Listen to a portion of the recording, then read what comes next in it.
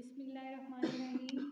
सबसे पहले तो मैं शुक्रिया अदा करना चाहूँगी मुज़फ़्फ़र शाह साहब का और तमाम मीडिया टीम का जिन्होंने हमें ये अपॉर्चुनिटी दी कि आज यहाँ पर हम अपने इस प्लेटफॉर्म को रिप्रेजेंट कर सकें।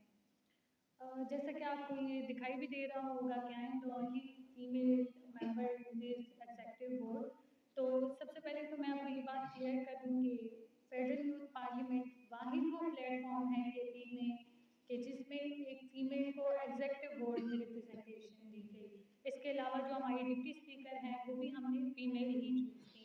इससे हम अब प्रैक्टिकली ये शो करना चाहते हैं कि हम सिर्फ थ्योरेटिकली या कॉन्स्टिट्यूशनली हम बातें नहीं करते बल्कि हम प्रैक्टिकल आपको करके दिखाएंगे कि किस तरह से फीमेल्स को एम्पावर किया जाता है।